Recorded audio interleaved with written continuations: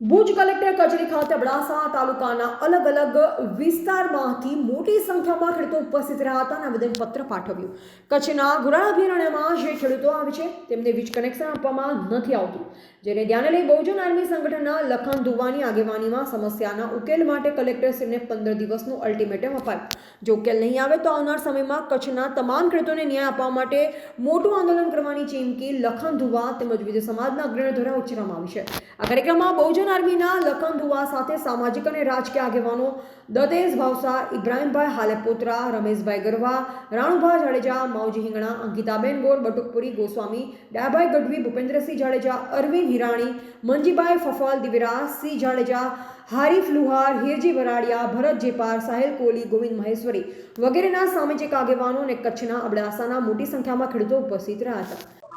હાજી ઇબ્રાહીમભાઈ, આજે કચ્છ વહીવટી તંત્રની બેવડી નીતિને લઈને જે આજે આવેદન પત્ર પાઠવવામાં આવ્યું, શું માંગ હતી, શું કહેશો? લખનભાઈ ધોવાના અધ્યક્ષસ્થાને અબડાસા તાલુકાના ધરતીપુત્રો ખેડૂતોને જે અન્યાય થઈ રહ્યો છે છેલ્લા 5 વર્ષથી, ઘોરાડ પક્ષીના નામે લાઇટનો કનેક્શન, વીજ કનેક્શન જે જોઈએ તે નથી મળતો, તેના માટે આજે કલેક્ટર સાહેબને રૂબરૂ આવી આમંત્રણ આવેદનપત્ર આપ્યું અને સાથે સાથે સાહેબને સમજાવ્યું કે ઘોરાડ પક્ષી ફક્ત શું ખેડૂતને લાઇટ આપવાથી જ જાનહાની થાય છે ઘોરાડ પક્ષીની, કે અન્ય લાઈનો જવાથી કોઈ એને નથી થતો. એ દેખીતી રીતે ખેડૂતને અન્યાય સમાન વાત છે અને ખરેખર આ સરકારમાં પ્રેમથી કાંઈ નથી થતું. આવતા સમયમાં ગાંધી ચિંધ્યા માર્ગે હાઈવે ચક્કાજામ કરવાના જે પ્રોગ્રામો ઘડ્યા છે ત્યારબાદ જ અમને ન્યાય મળશે તેવી પૂરેપૂરી શક્યતા લાગી છે. પણ છતાં એક નીતિ નિયમ મુજબ કલેક્ટર સાહેબને એ વાતની અમે જાણ કરવા આવ્યા હતા કે સાહેબ, છેલ્લા 5 વર્ષથી અબડાસાનો ખેડૂત કઈ રીતે હેરાન પરેશાન છે તમે જોઈ રહ્યા છો અને એ હેરાન પરેશાનીનો અંત લાવવા માટે ના છૂટકે અમે ગાંધી ચિંધ્યા માર્ગે જઈ અને જે લખનભાઈ ધુવાએ કીધું કે હાઈવે ને ચક્કાજામ કરશું ત્યારે જ તેનો ન્યાય મળશે અને 100% કચ્છના તમામ ખેડૂતોને અમે આહવાન કરીએ છીએ કે આજે જે અન્યાય અબડાસાના ખેડૂતો સાથે થયો છે તે તમારી સાથે ન થાય તેના માટે આ આંદોલનની અંદર જોડાવો અને ખેડૂતોને ન્યાય આપવાનો છે. એ ક્યાંનો ખેડૂત છે એ તમે ના જુઓ. માટે મહેરબાની કરી અમે તંત્રને ફરી આપના માધ્યમ દ્વારા જાણ કરીએ છીએ કે 15 દિવસની અંદર આ ખેડૂતો અબડાસાના જેને કનેક્શન નથી મળ્યું તેનો ન્યાય આપો, તેને કનેક્શન આપો અને એ કનેક્શન ખરેખર સરકારને લાભદાયી થશે. અત્યારે ત્યાં કને જે ઘઉંનો મબલક પાક છે લગભગ કચ્છ જિલ્લાની અંદર ફક્ત ને ફક્ત અબડાસાના અમુક વિસ્તારોમાંથી થાય છે અને તેને જો તમે રોકશો તો ક્યાંક ને ક્યાંક તમે સરકારનું નુકસાન ભોગવી રહ્યા છો. ખેડૂતનું તો નુકસાન છે જ, પણ સરકારના નુકસાનને ધ્યાનમાં રાખીને કમસે કમ તમે ખેડૂતનું ભલું કરો. માટે આપના માધ્યમ દ્વારા ફરીથી વિનંતી છે કે 15 દિવસની અંદર આનું નિરાકરણ લાવો, સરકારશ્રીને અમે કહીએ છીએ, અને નહીં લાવો તો અમને ના છૂટકે ગાંધી ચિંધ્યા માર્ગે જઈ અને અમે નલિયા નારાયણ સરોવરનો જે નેશનલ હાઈવે છે ત્યાં ઠેક ઠેકાણે ચક્કાજામ કરશું તેવી ચીમકી નહીં પણ હકીકત કરીને બતાવશું. તમારું નામ બોલો. મારું નામ દિવ્યરાજસિંહ જાડેજા છે. હું અબડાસા તાલુકામાં મારી ખેતી ધરાવું છું અને આજે લખનભાઈ ધુવા દ્વારા જે અબડાસામાં થતો ખેડૂતોને અન્યાય અપાવવા માટે કલેક્ટર સાહેબને આવેદન પત્ર આપવામાં આવ્યું છે, ત્યારે સમગ્ર અબડાસામાંથી 100 કિલોમીટર દૂરથી આજે જે પોતાના બેરોજગાર કામ ધંધા, એક તો બેરોજગારી હોવા છતાં પોતાનો કામ ધંધો મૂકી અને 100 કિલોમીટર દૂર આવ્યા છે. ખરેખર તો ત્યાંના ચૂંટાયેલા પ્રતિનિધિએ ડૂબી મરવું જોઈએ એમ કેવું તો પણ ખોટું નથી. બીજું કે અબડાસાને કાયમ ભ્રમમાં રાખવામાં આવે છે. બહાર મીડિયામાં એવું ફેલાવવામાં આવે છે કે 2001 થી કચ્છે વિકાસ કર્યો. અમે કચ્છના છેવાડામાંથી આવી છીએ અને ઈ છેવાડામાં મોટામાં મોટો કદાચ જો જીવનનો આધાર હોય ઈ છે ખેતી, અને ઈ ખેતીથી વંચિત રાખવા માણસોને સુજલોનમાં પવનચક્કીઓ ખેતરોમાં થોડાક ભાડા આપી અને ખેતી લઈ લીધી અને તેને આપવા માટે ક્યાંક ને ક્યાંક મજબૂર કરવામાં આવ્યા હોય. ઘોરાડ પક્ષીના નામે ખેડૂતોને નહીં અન્ય કંપનીઓને એમને જમીન ફાળવી આપે છે સસ્તા ભાવમાં, એટલી કંપની આવી છે. જ્યારે કચ્છને વિશેષ દરજ્જો મળવા છતાં આજે તમે બધાને ખ્યાલ છે કે કચ્છમાંથી જે શું કહેવાય રેવન્યુ જે સૌથી વધારે આપતો જિલ્લો હોય તો કચ્છ છે.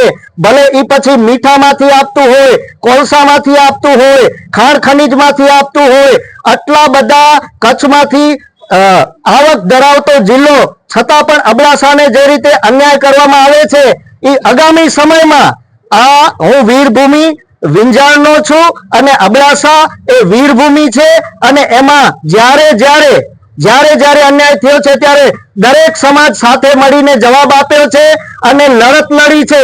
તો આ માત્ર આવેદન પત્ર આપવા પૂરતો મુદ્દો ન માને, વહેલી તકે જે સમય અવધિ આપવામાં આવી છે એમાં યોગ્ય નિરાકરણ કરવામાં આવે, નહીતર આનું પરિણામ એ આવનારા સમયમાં અમે બધા સાથે મળી અને શું લાવશું એ સરકાર પણ યાદ રાખશે. જ્યારે ચૂંટણીઓ આવે ત્યારે ડોર ટુ ડોર હાથ મિલાવવા, માણસોને બેવકૂફ બનાવવા, જ્યારે ખરેખર અહીંયાની પ્રજા આટલી લાચાર બને છે, 100 કિલોમીટર આવે છે, ત્યારે એક ચૂંટાયેલો પ્રતિનિધિ નથી આવતો. તેનું કારણ શું તે મીડિયાના માધ્યમથી હું અમને પ્રશ્ન પૂછવા માંગુ છું. અત્યારે વર્ષોથી લડતા હોય ઇબ્રાહીમભાઈ મંદ્રા છે, આપણા કોંગ્રેસમાં છે, કોઈ પણ પક્ષપાત જોયા વગર પ્રજાનું કામ હોય ત્યારે ઉપસ્થિત રહે છે અને આ સલાહો ભ્રમ ફેલાવે છે કે પોતાના રાજકીય રોટલા શેકવા માટે આ બધું થઈ રહ્યું છે. જો ખેડૂતો માટેનું કામ થતું હોય તો દુનિયામાં એ શું અફવા ફેલાવા છે અમારા માટે માન્ય નથી રાખતું, પણ એમની દરેક કૂટનીતિનો જવાબ અમે અમારી તાકાત અને સંગઠન સાથે મળીને આપશું.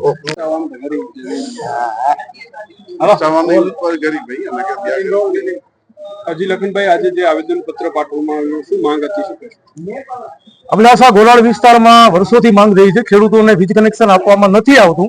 એ સંદર્ભે આજરોજ કલેક્ટરશ્રીને આવેદન પત્ર આપી અને તાત્કાલિક ધોરણે એટલે કે 15 દિવસની અંદર ગોરાળ અભયારણ્યમાં આવતા અબડાસાના ખેડૂતોને જે 5,000 ખેડૂતો છે એમને તમામને વીજ કનેક્શન આપવામાં આવે એની રજૂઆત હતી. નલિયાથી અલગ અલગ સમાજના શોખન લોકો અહીંયા કને આવ્યા છે, એમની સાથે અમે પણ છીએ, ઇકબાલભાઈ છે, અલગ અલગ લોકો છે. અને ખાસ મુદ્દો એ છે, આજે કલેક્ટર સાહેબ જોડે પણ વાત કરીને પોઝિટિવ એકદમ વાત થઈ છે. જો 15 દિવસની અંદર ખેડૂતોને વીજ કનેક્શન આપવામાં નહીં આવે તો મોદી સાહેબે જે પોતાના મિત્ર અદાણી માટે હાઈવે બનાવ્યો છે, હાઈવે ચક્કાજામ કરવામાં આવશે.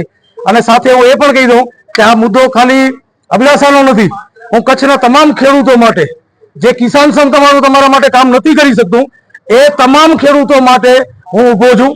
આવો, અમે બધા સાથે તમારી સાથે રહી અને ખેડૂતો માટે લડાઈ લડશું. કારણ કે આ દેશમાં જે અન્નદાતા છે, જે ખેડૂત છે, એમના જ અધિકારો મારવામાં આવશે. જેવી રીતે ત્યાં કને જે કંપનીઓ આવેલી છે, કંપનીઓને વીજ કનેક્શન આપવામાં આવે છે, ત્યાં કને પોલ્યુશન કરે છે. હાલ જ રેલવેનું ત્યાં ગોરાળ અભયારણ્યમાં કામ ચાલુ છે, 26,000 હાઈ વોલ્ટેજ વાળા તાર ત્યાં કને નાખવામાં આવી રહ્યા છે, જ્યારે ખેડૂતો સાથે અનદેખાઈ કરવામાં આવે છે. અને ભાજપના ભૂંડ ભક્તો જે એમ કહે છે કે ભાઈ આ તો પાસ થઈ ગયું છે તો કરાવો. તમે નલિયામાં 1.5 મહિનાની અંદર 6 કરોડની હોસ્પિટલ પાસ કરાવી શકતા હોઈએ તો ખેડૂતોને મીટર અપાવવામાં કોઈ મોટી વાત નથી. માટે દરેક સમાજને વિનંતી છે કે સાથ આપો. 15 દિવસ પછી ત્યાં કને હાઈવે બંધ કરવાનું છે, એનામાં પણ તમે સપોર્ટ કરજો. મને ખાતરી છે કલેક્ટર શ્રી ઉપર કે 15 દિવસ પહેલા જ ચોક્કસ આના ઉપર કોઈને કોઈ નિર્ણય લેવામાં આવશે. શા કારણથી વીજ કનેક્શન નથી આપવામાં? ત્યાં એક ગોરાળ બર્ડ છે, પક્ષી છે, જે એકદમ સેન્સિટિવ પક્ષી છે. એ કોઈને જોઈ જાય તો એ પણ ભાગી જાય છે અને કોઈ ડરાવે તો એટેક આવવાથી મરી પણ શકે છે. એવો એ પક્ષી છે. એ પક્ષીનું રક્ષણ કરવા માટે સરકાર દ્વારા, સુપ્રીમ કોર્ટ દ્વારા એક સ્ટે લગાવવામાં આવ્યો છે. એ સ્ટે કંપનીઓ ઉપર લાગવો જોઈએ, એની જગ્યાએ ખેડૂતો ઉપર લગાવે છે કચ્છ વહીવટી તંત્ર અને પીજીવીસીએલ. ખરેખર હું તો એમ કહું છું કે પહેલા પીજીવીસીએલ ઉપર ફરિયાદ દાખલ કરો, એમના જે અધિકારીઓ છે એમના ઉપર. આજે નાલાયકી પીજીવીસીએલ કરી રહી છે, ખેડૂતોને ચોખ્ખા શબ્દોમાં ના પાડી દે છે કે સુપ્રીમ કોર્ટનો ઓર્ડર છે, એવો કોઈ ઓર્ડર સુપ્રીમ કોર્ટનો છે જ નહીં. સુપ્રીમ કોર્ટનો ઓર્ડર મારા મોબાઈલમાં છે, એનામાં ક્યાંય નથી લખેલું કે ખેડૂતોને વીજળી આપવી નહીં. વીજળી આપવી પણ અંડરગ્રાઉન્ડ કનેક્શન લેવાના છે. ત્યાં કને વાયુ પોલ્યુશન, પાણીનું પોલ્યુશન, ધ્વનિ પોલ્યુશન ન હોય. પવનચક્કીઓના તાર જાય છે, પવનચક્કીઓ ઊભી છે. ત્યાં કને મોટી મોટી સુઝલોન જેવી કંપનીઓ ત્યાં કને આવેલી છે, એને તમે બધી રીતે સગવડ આપી શકો છો, પણ ખેડૂતોને નહીં. અને હવે ખેડૂતો માટે જે પણ કરવું હશે, કંપનીઓના વિરોધમાં, સરકારના વિરોધમાં, કચ્છ વહીવટી તંત્રના, પીજીવીસીએલ કે કચ્છ કલેક્ટરના વિરોધમાં પણ જવું હશે તો એના માટે જવા માટે તૈયાર છીએ. માત્ર ને માત્ર ખેડૂતોને વીજળી આપો, નહીતર બહુ મોટા ઉગ્ર અને આંદોલન થવાના. કેટલા લોકો આજે લડતમાં જોડાયા છે? આજે 200 થી 250 લોકો જોડાયા છે અને ખાસ વાત એ છે કે અલગ અલગ સમાજના છે અને મોસ્ટ ઓફ બધા નલિયા, અબડાસા જે ગોરાળ વિસ્તાર કહેવાય ત્યાંથી આવ્યા છે. આજે ત્યાંથી પોતાનો એક દિવસનો સમય કાઢી અને પોતાના હક અધિકારો માટે ભુજ કલેક્ટર ઓફિસ આગળ આવે એટલે મોટી વાત તો એ કહેવાય કે એ જાણ્યા છે કે નહીં અહીંયા કને આવશું તો અમને હક ને અધિકારો મળશે. માટે તમામ ખેડૂતોને કહેવા માંગુ છું કે કોઈ પણ વ્યક્તિ કે થઈ જશે, નહીં, થવું જોઈએ. હું નહીં, ઇકબાલભાઈ નહીં, દિવ્યરાજસિંહ જાડેજા નહીં, કોઈ પણ વ્યક્તિ હોય કે થઈ જશે નહીં. આ સરકાર હંમેશા હા જ પાડી છે. અહીંયાના કચ્છના સાંસદ, કચ્છના ધારાસભ્યો એક જ શીખવાડવામાં આવ્યું છે ભાજપ દ્વારા કે હા કરજો, ના ન પાડતા. એ તમને ક્યારે પણ ના નહીં કરે, હા જ કરશે, પણ થશે નહીં. માટે જે અધિકારો મળતા નથી એને માંગીએ છીએ અને માંગવાથી એ નથી મળતા તો પછી છીનવા માટે પણ અમે લોકો તૈયાર છીએ. રિપોર્ટર રમેશભાઈ ભાનુશાલી, નલિયા, અબડાસા, કચ્છ.